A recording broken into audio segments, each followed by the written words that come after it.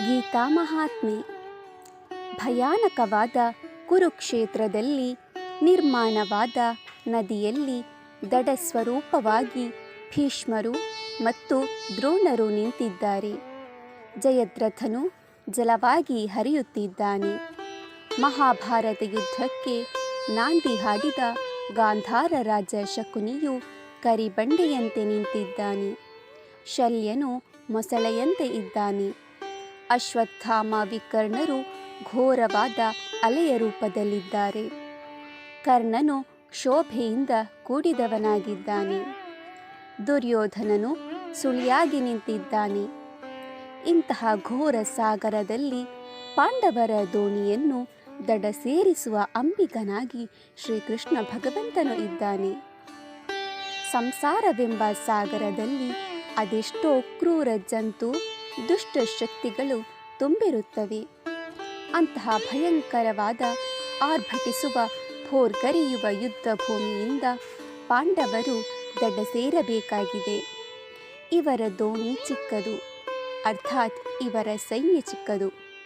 ಕೌರವರ 11 ಅಕ್ಷೋಹಿಣಿ ಪಡೆಗಳನ್ನು ಇವರ ಕೇವಲ 7 ಅಕ್ಷೋಹಿಣಿ ಪಡೆಗಳು ಎದುರಿಸಬೇಕಾಗಿದೆ. ಮಹಾಭಾರತವೆಂಬ ಗ್ರಂಥವು ವ್ಯಾಸರ ಬರಹದ ಸರೋವರದಲ್ಲಿ ಅರಳಿದ ಕಮಲ.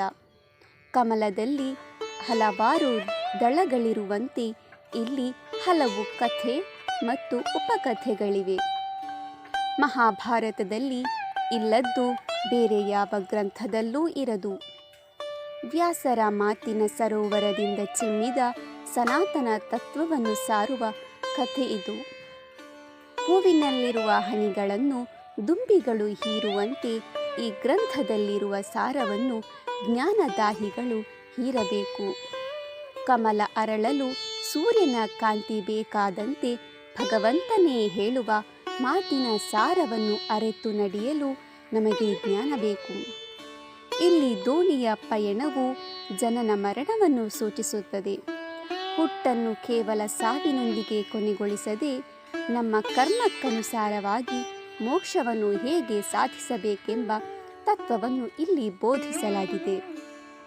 ಗೀತಾ ಜ್ಞಾನವೆಂಬುದು ಸಾಧಾರಣ ಜ್ಞಾನವಲ್ಲ.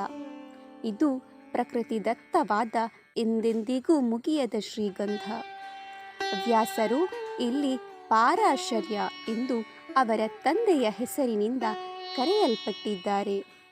ಇವರು ತಮ್ಮ ಅಮೃತ ವಚನದಿಂದ ಗಂಧಪೂರ್ಣವಾದ ಮಹಾಭಾರತ ಗ್ರಂಥವನ್ನು ಬರೆದಿದ್ದಾರೆ.